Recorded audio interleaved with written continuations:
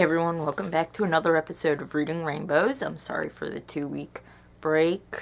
I've just been so busy that it was hard for me to record any videos, but I promise I have not abandoned the channel. I am back with Chapter 16 of Inkheart by Cornelia Funk. Thanks for bearing with me. I'm glad to know I was missed, and I apologize right now for how my voice may sound. I do have a bit of a cold, so I'm sorry. Chapter 16, Once Upon a Time. He held up the book then. I'm reading it to you for relax. I think that should be for you to relax, but has it got any sports in it? Fencing, fighting, torture, poison, true love, hate, revenge, giants, hunters, bad men, good men, beautiful ladies, snakes, spiders, pain, death, brave men, cowardly men, strongest men, chases, escapes, lies, truths, passion, miracles. Sounds okay, I said, and I kind of closed my eyes. That's from The Princess Bride by William Goldman, which is one of my favorite movies, I must say. You were just 3 years old, Meggie, Mo began. I remember how we celebrated your birthday. We gave you a picture book. You know, the one about the sea serpent with a toothache winding itself around the lighthouse? Meggie nodded. It was still in her book box. Mo had twice given it a new dress. We? She asked. Your mother and I. Mo picked some straw off his pants. I could never pass by a bookshop. The house where we lived was very small. We called it our shoebox, our mouse hole. We had all kinds of names for it. And that very day I'd bought yet another crate full of books from a second-hand bookseller. Eleanor would have liked some of them, he added, glancing at her and smiling. Capricorn's book was there, too. What does he mean by Capricorn's book? You mean it belonged to him? Meggie looked at Mo in surprise, but he shook his head. No, but, well, let's take it all in order. Your mother sighed when she saw all those new books and asked where we were going to put them, but then, of course, she helped me to unpack the crate. I always used to read aloud to her in the evenings. You? You read aloud? Remember, Mo never read aloud to Meggie. Yeah, she had to teach herself how to read, basically, because he would never sit and read aloud to her. Yes, every evening. Your mother enjoyed it. That evening she chose Inkheart. She always did like tales of adventure, stories full of brightness and darkness. She could tell you the names of all King Arthur's knights, and she knew everything about Beowulf and Grendel, the ancient gods, and the not-quite-so-ancient heroes. She liked pirate stories, too, but most of all she loved books that had at least a knight or a dragon or a fairy in them. She was always on the dragon's side, by the way. Sounds like my kind of woman. There didn't seem to be any of them in Inkheart, but there was any amount of brightness and darkness, fairies and goblins. Your mother liked goblins as well. Hobgoblins, bugaboos, the Fenadori, the Folletti with their butterfly wings. She knew them all. So we gave you a pile of picture books, sat down on the rug beside you, and I began to read. Meggie leaned her head against Mo's shoulder and stared at the blank wall. She saw herself against its sturdy white background as she had looked in old photos. Small with plump legs, very fair hair. It had darkened a little since then, her little fingers turning the pages of big picture books.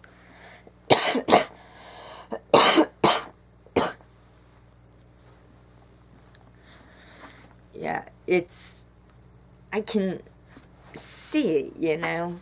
Like, I've got kids of my own, and I remember those days, you know, when they were little, and they'd sit there leafing through a book, you know, basically acting as if they were reading, even though at the time, you know, they were too young to actually read, to actually know what those squiggles on the page meant.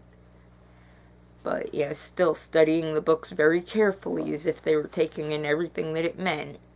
So, I can picture, little Meggie, 3 years old, sitting there leafing through her picture books on the floor while Mo and his wife were getting ready to read Inkheart.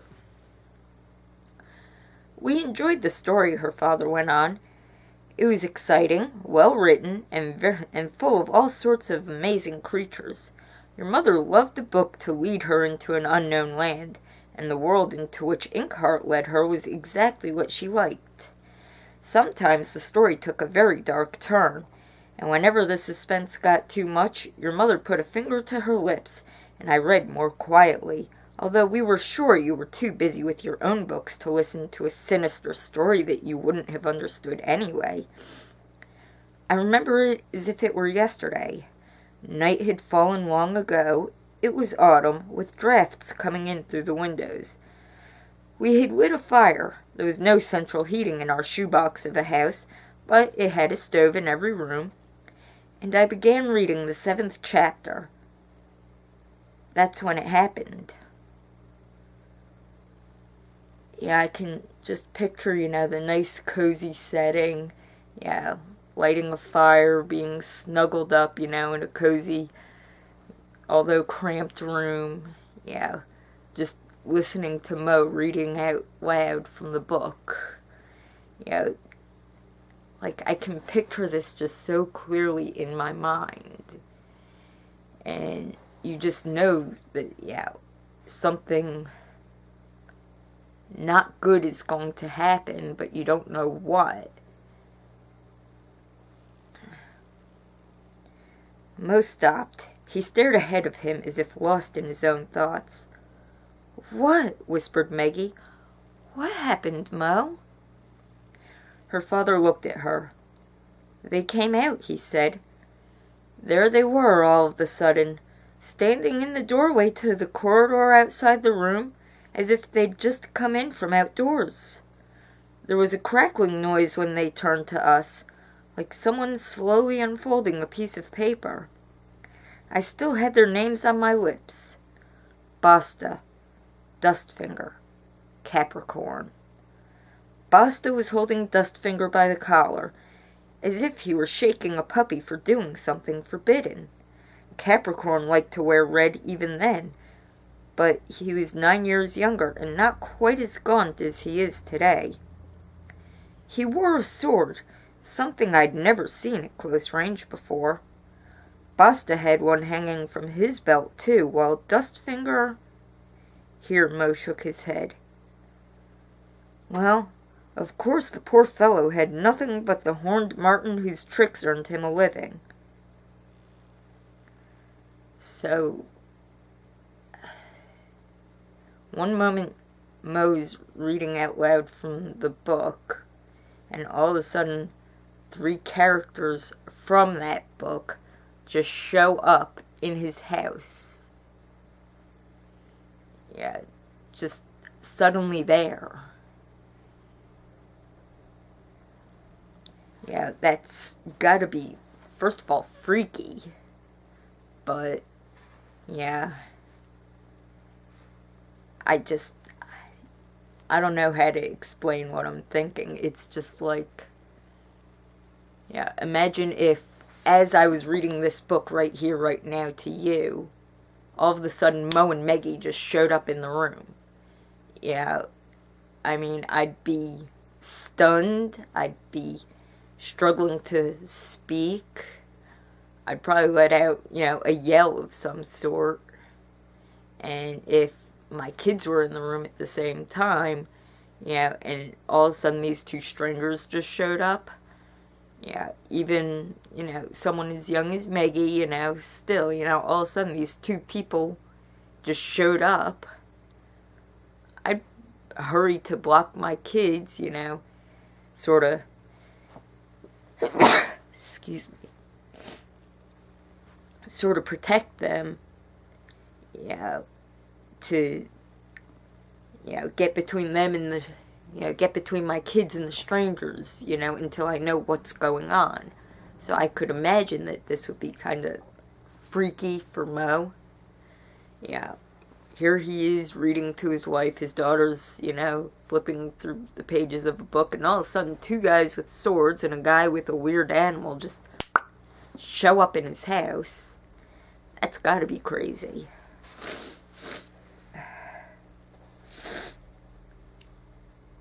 I don't think any of the three of them realized what had happened. Indeed, I didn't understand it myself until much later.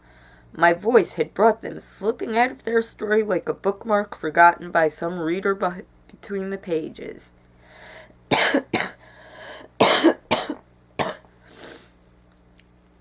How could they understand what had happened? Basta pushed Dustfinger away so roughly that he fell down. Then he tried to draw his sword, but his hands were white as paper, and they obviously didn't yet have the strength for it.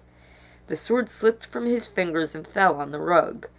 Its blade looked as if there was dried blood on it, but perhaps it was only the reflection of the fire.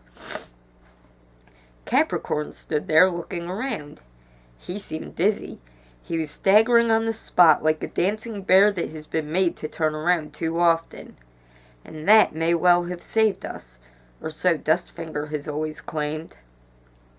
If Basta and his master had been in full command of their powers, they'd probably have killed us outright, but they hadn't fully arrived in this world yet, and I picked up the terrible sword lying on the rug among my books. It was heavy, much heavier than I'd expected. I must have looked absolutely ridiculous holding the thing. I probably clutched it like a vacuum cleaner or a walking stick, but when Capricorn staggered toward me and I held the blade between us, he stopped. Quick thinking on Mo's part, at least. Yeah, seeing the dropped weapon and hurrying to scoop it up so that he's got the weapon in his possession. Yeah, that's good at least. I stammered something, tried to explain what had happened. Not that I understood it myself, but Capricorn just stared at me with those pale eyes, the color of water, while Basta stood beside him with a hand on the hilt of his dagger. He seemed to be waiting for his master to tell him to cut all of our throats. And what about Dustfinger? Eleanor's voice sounded hoarse too. He was still where he'd fallen on the rug, sitting there as if paralyzed, not making a sound. I didn't stop to think about Dustfinger. If you open a basket and see two snakes and a lizard crawl out, you're going to deal with the snakes first, right? Well, it depends on the snakes, if it was, two garter snakes and a Komodo dragon, I'm worrying about that Komodo dragon first, because I know that the garter snakes are harmless. Even say, two ball pythons and an iguana. Yeah, I know that iguanas can be mean, whereas, the ball pythons are more easily handled, let's say. So, I get what he's trying to say. He's thinking more like, two pit vipers and a salamander type, two snakes and a lizard. But I'm just saying that, his analogy doesn't quite hold up if you actually put a little thought into it. What about my mother? Meggie could only whisper. She wasn't used to saying that word. Mo looked at her. I couldn't see her anywhere. You were still kneeling among your books, staring wide-eyed at the strange men standing there with their heavy boots and their weapons. I was terrified for you, but to my relief, both Basta and Capricorn ignored you. That's enough talk, Capricorn said finally as I became more and more entangled in my own words. Never mind how we arrived in this miserable place. Just send us back at once, you accursed magician, or Basta here will cut the talkative tongue out of your mouth.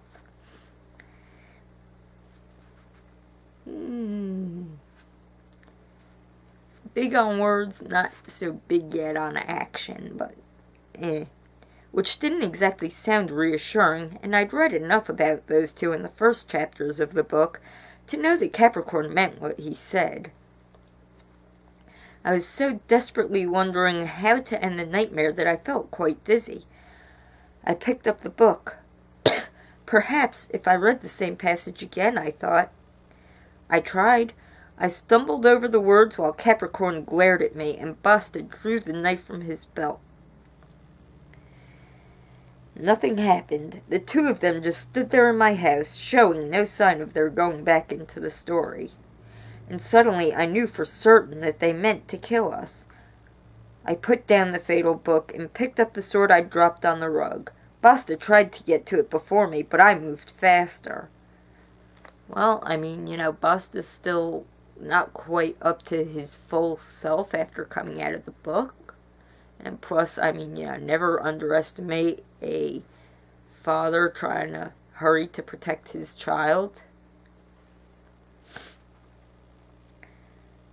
I had to hold the wretched thing with both hands. I still remember how cold the hilt felt. Don't ask me how I did it, but I managed to drive Basta and Capricorn out into the hallway. There were several breakages because I was brandishing the sword so clumsily. You began to cry, and I wanted to turn around and tell you it was all just a bad dream. But I was fully occupied with keeping Basta's knife away from me with Capricorn's sword. So it's happened, I kept thinking. You're in the middle of a story exactly as you've always wanted, and it's horrible. Well, there's the stories that would be fun and exciting to be in the middle of. Who doesn't want to be in Harry Potter, for instance?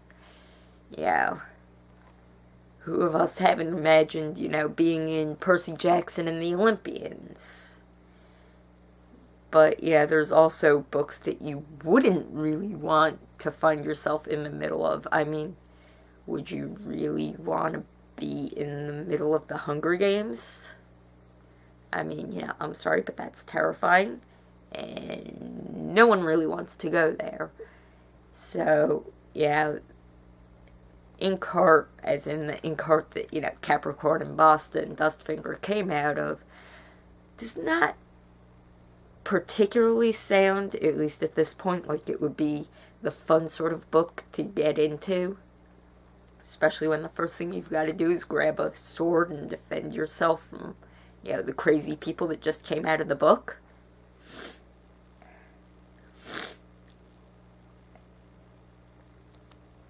Fear tastes quite different when you're not just reading about it, Meggie, and playing the hero wasn't half as much fun as I'd expected. The two of them would certainly have killed me if they hadn't still been rather weak at the knees. Capricorn cursed me, his eyes almost bursting out of his head in fury. Basta swore and threatened, giving me a nasty cut on my upper arm. But then, suddenly, the front door was thrown open and they both disappeared into the night, still reeling like drunks.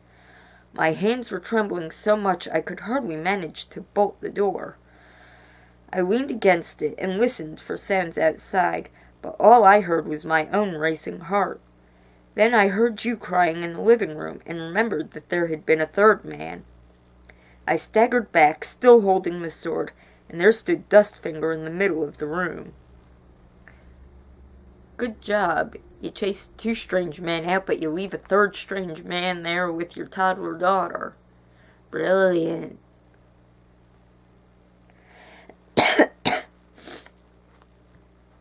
He had no weapon, just the marten sitting on his shoulders. He flinched, face white as a sheet, when I came toward him. I must have been a terrible sight with the blood running down my arm, and I was shaking all over.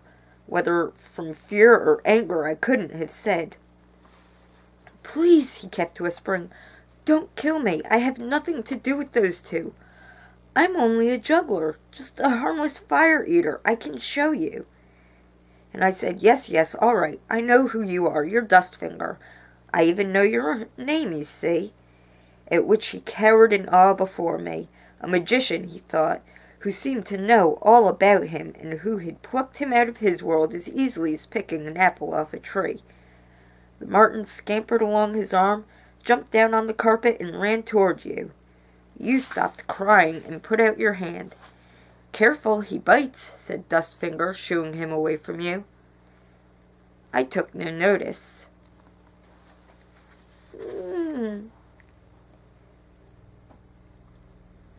here's the thing with, the Martin is running towards Meggie, and, Dustfinger is going, careful, he bites, and shooing him away.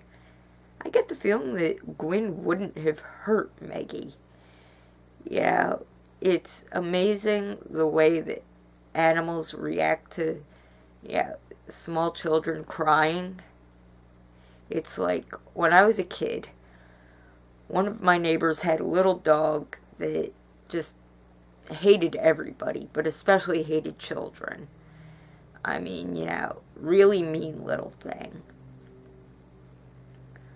Well, one day, I was, 6 or 7 years old maybe, and one of my other neighbors had been, bullying and teasing me, whatever. So I'm outside sitting on my front porch crying when this other neighbor comes walking by with her little dog on a leash. And the little dog saw me crying, and he comes running up to me, climbs up into my lap, and started licking my face to cheer me up. And after that, that little dog still hated everyone else but loved me. So, animals are strange. Yeah, you gotta give them credit where credit is due. Yeah, I don't think Gwyn would have hurt Meggie. I took no notice. I suddenly realized how quiet the room was. That was all. How quiet and how empty. I saw the book lying open on the carpet where I had dropped it, and I saw the cushion where your mother had been sitting, and she wasn't there. Where was she? I called her name again and again. I ran from room to room, but she had gone. Eleanor was sitting bolt upright, staring at him in horror. "For heaven's sake, Mortimer, what are you saying?" she cried. "You told me she went away on some stupid adventure holiday and never came back." Mo leaned his head against the wall. "I had to think of something, Eleanor," he said. "I mean, I could hardly tell the truth, could I?" "Oh, where's your wife?" "Oh, she got sucked into a book." Yeah, I don't think anyone would believe that. And if anything, it would have the police come around searching for a body. Meggie stroked his arm where his shirt hid the long pale scar. "You always told me you'd cut your arm climbing through a broken window." "Yes, I know. The truth would have sounded too crazy, don't you think?" Meggie nodded. He was right. She would have thought it was just another of his stories. "So she never came back?" she whispered, although she knew the answer already. "No," replied Mo softly. "Basta, Capricorn, and Dustfinger came out of the book, and she went into it, along with our 2 cats who were curled up on her lap as usual while I read aloud. I expect some creature from here changed places with Gwyn, too. Maybe a spider, or a fly, or a bird that happened to be flying around the house.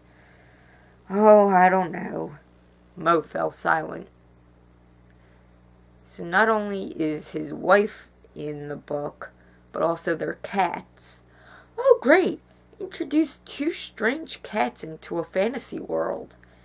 That'll be pleasant for the ecosystem. Sometimes when he'd made up such a good story that Meggie thought it was true, he would suddenly smile and say, "You fell for that one, Meggie." Like the time on her 7th birthday when he'd told her he'd seen fairies among the crocuses in the garden. But the smile didn't come this time. "I searched the whole house for your mother.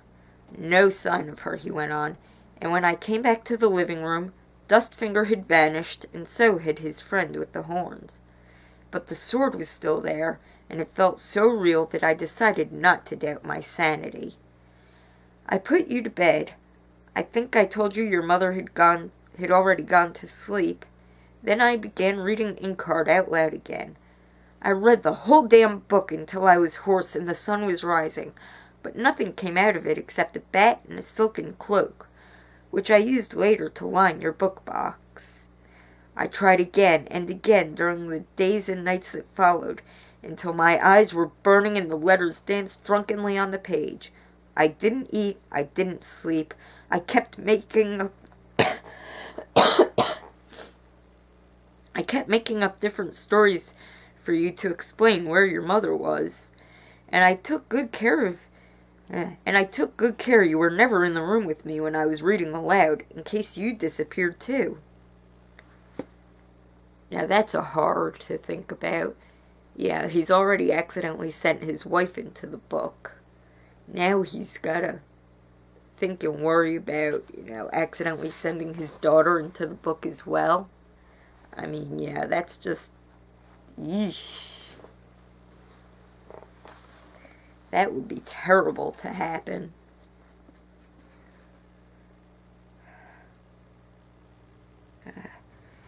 I wasn't worried about myself. Oddly enough, I had a feeling that the person reading the book ran no risk of slipping into its pages. I still don't know whether I was right. Mo flicked a midge off his hand. I read it until I couldn't hear my own voice anymore, he went on, but your mother did not come back, Meggie. Instead, a strange little man, as transparent as if he were made of glass, appeared in my living room on the 5th day, and the mailman disappeared just as he was putting the mail into our mailbox. I found his bike out in the yard. After that, I knew that neither walls nor locked doors would keep you safe, you or anybody else. So I decided never to read aloud from a book again, not from Inkheart, nor from any other book. What happened to the little glass man? Asked Meggie. Mo sighed. He broke into pieces only a few days later when a heavy truck ran past the house. That's depressing. Here's this little glass man and he gets hit by a truck and breaks to pieces. No! Obviously, very few creatures move easily from one world to another. We both know what fun it can be to get right into a book and live there for a while, but falling out of a story and suddenly finding yourself in this world doesn't seem to be much fun at all. It broke Dustfinger's heart. Oh, he has a heart, does he? Inquired Eleanor bitterly. It would be better for him if he didn't, replied Mo.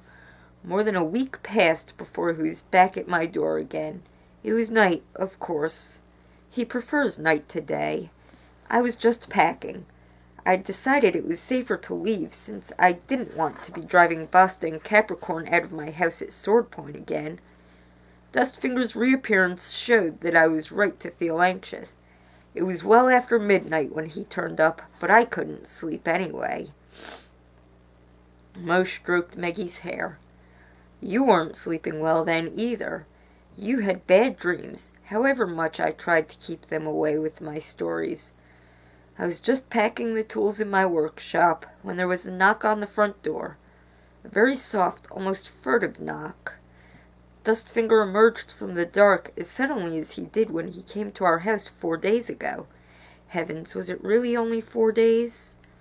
Well, when he came back that first time, he looked as if it had been too long since he'd eaten. He was thin as a stray cat, and his eyes were dull. Send me back, he begged. Send me back. This world will be the death of me. It's too fast, too crowded, too noisy. If I don't die of homesickness, I shall starve to death. I don't know how to make a living. I don't know anything. I'm like a fish out of water, he said, and he refused to believe that I couldn't do it. He wanted to see the book and try for himself, even though he could scarcely read. But there was no way I could let him have it. It would have been like giving away the very last part I still had of your mother. Luckily, I'd hidden it well. I let Dustfinger sleep on the sofa and came down the next morning to find him still searching the bookshelves. Over the next few years, he kept on turning up, following us wherever we went, until I got sick and tired of it and made off with you in secret like a thief in the night. After that, I saw no more of him for 5 years, until 4 days ago. Meggie looked at him. You still feel sorry for him, she said. Mo was silent. At last he said, "Sometimes." Eleanor's... Excuse me. Eleanor's comment on that was a snort of contempt. "You're even crazier than I thought," she said. "It's that idiot's fault we're in this hole. It's his fault if they cut our throats, and you still feel sorry for him?" Oh, Eleanor, grow up. Here's a guy that's been taken from his home, from his world. And, yeah, he turned them in, whatever. But, sorry, but sleeping on straw in a damp stable isn't quite as bad as being ripped from your world and placed in a world that's so totally different from anything that you know.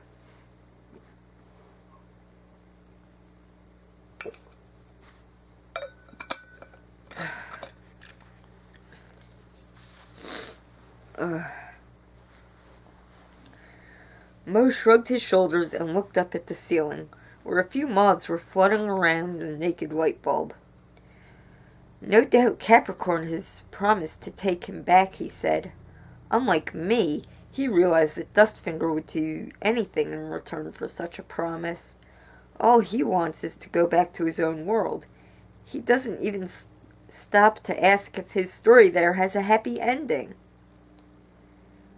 "Well, that's no different from real life," remarked Eleanor gloomily. "You never know if things will turn out well. Just now, our own story looks like it's coming to a bad end. No, I promise you, you've still got lots more story to go."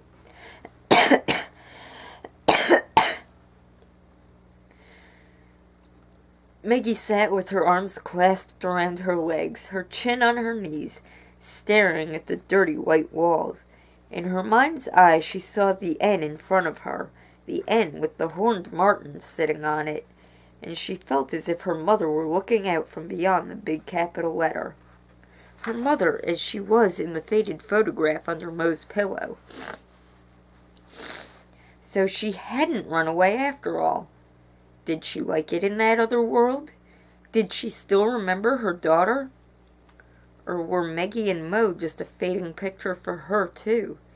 Did she long to be back in her own world, just as Dustfinger did? And this is sad, too. I mean, thinking that, okay, great, my mother didn't just run out and abandon me and my father, but is she miserable like Dustfinger is? Or is she even still alive in this other world? And how could we ever possibly know? And did Capricorn long to be back in his own world as well? Was that what he wanted? For Mo to read him back again? What would happen when Capricorn realized that Mo simply couldn't do it? Meggie shuddered. "It seems Capricorn has someone else to read aloud to him now," Mo went on, as if he had guessed her thoughts. "Basta told me about the man, probably to show me I'm not by any means indispensable. Apparently he's read several useful assistants for Capricorn out of a book already." "Oh, yes? Then why does he want you?" Eleanor sat up, rubbing her behind and groaning. "I don't understand any of this. I just hope it's all a bad dream, the kind you wake up from with a stiff neck and a bad taste in your mouth." Eleanor, you leave a bad taste in people's mouths. Meggie doubted whether Eleanor really had any such hope. The damp straw felt too real, and so did the cold wall behind them. She leaned against Mo's shoulder again and closed her eyes. She was very sorry she had scarcely read a line out of Inkheart.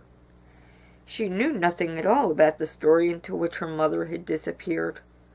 All she knew was Mo's other stories about the fabulous exploits that had kept her mother away, tales of the adventures she was having in distant lands, of fearsome enemies who kept preventing her from coming home, and of a box she was filling for Meggie, putting something new and wonderful in it at every enchanted place she visited. Well, at least Mo tried to soften the blow a little. make it seem like his wife didn't just totally abandon them, but was just, having so many adventures that it was hard to come back type thing. I don't know. Mo, she asked, do you think she likes being in that story? It took Mo quite a long time to answer. She'd certainly like the fairies, he said at last, although they're deceitful little things, and if I know her, she'll be putting out bowls of milk for the goblins. Yes, I think she'd like that part of it. So what wouldn't she like? Meggie looked at him anxiously. Mo hesitated. The evil in it, he finally said. So many bad things happen in that book, and she never found out that it all ends reasonably well. After all, I never finished reading her the whole story. That's what she wouldn't like.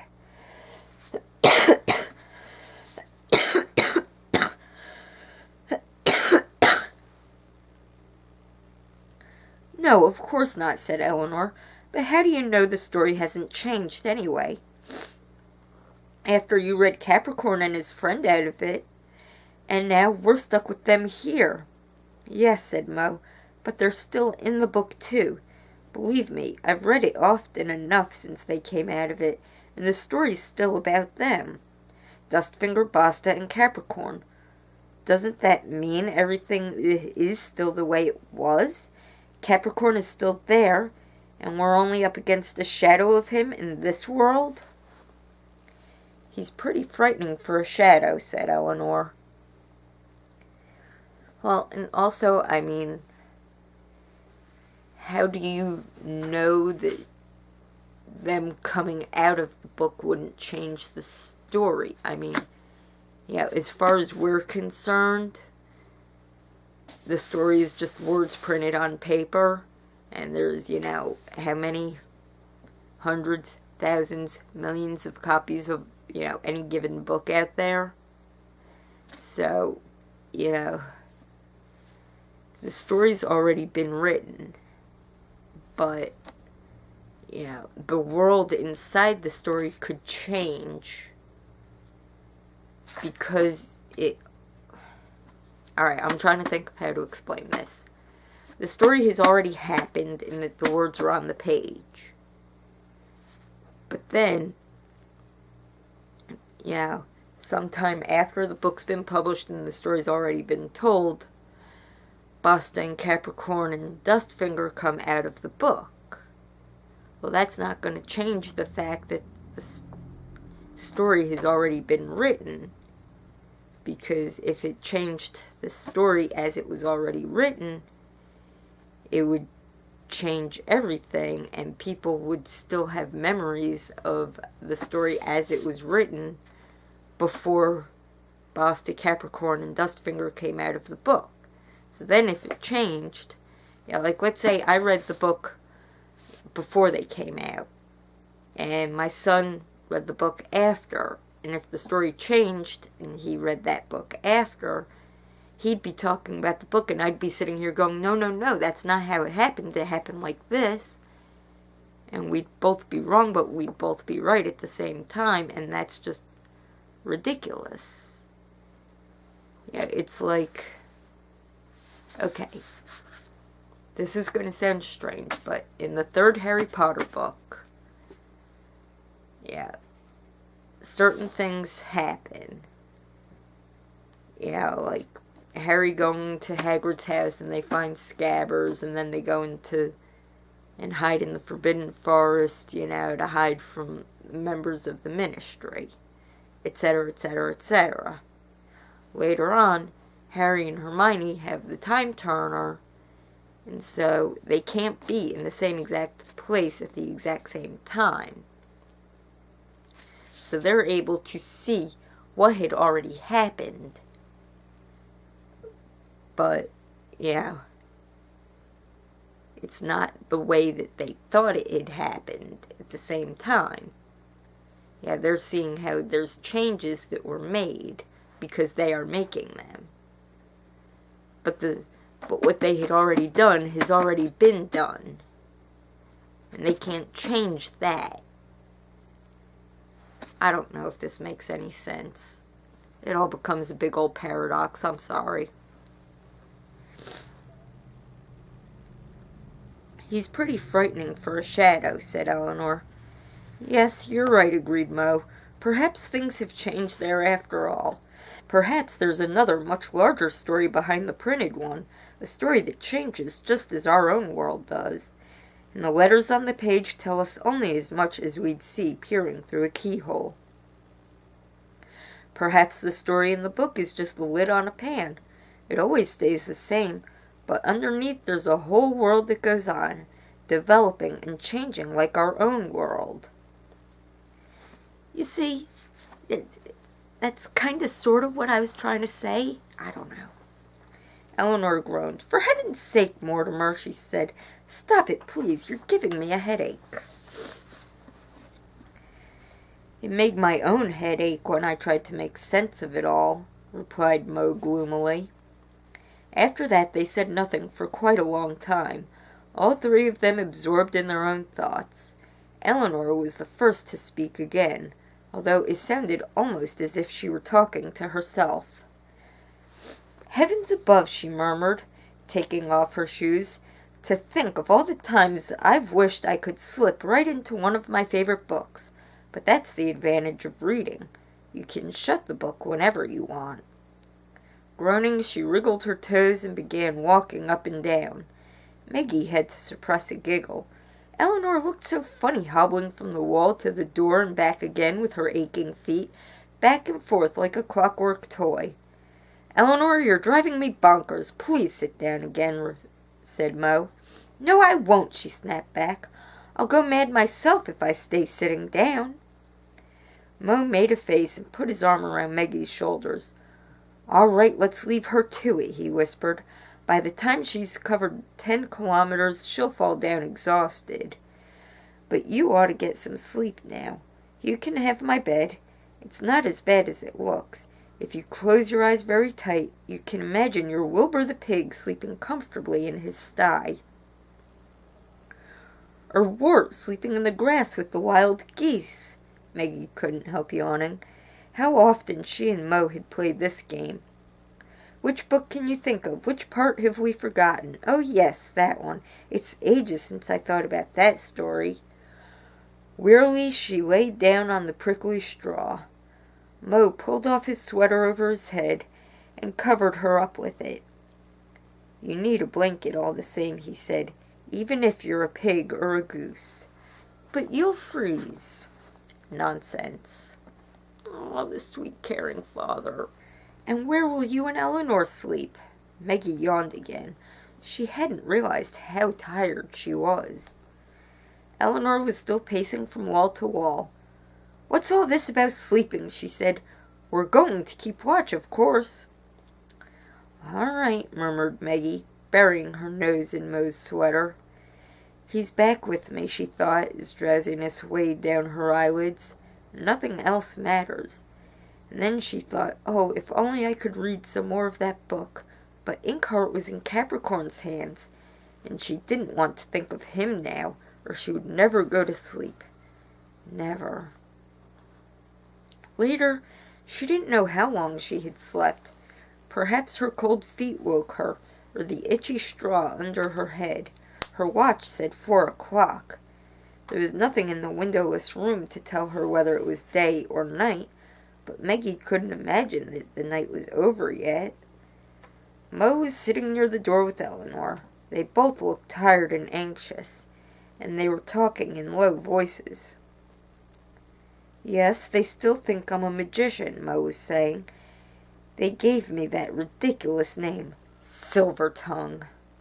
And Capricorn is firmly convinced I can repeat the trick any time, with any book at all. And can you? Asked Eleanor. You weren't telling us the whole story earlier, were you? Mo didn't answer for a long time. No, he said at last, because I don't want Meggie thinking I'm some sort of a magician, too. So you've, read things out of a book quite often? Mo nodded. I always liked reading aloud, even as a boy. And one day when I was reading Tom Sawyer to a friend, a dead cat said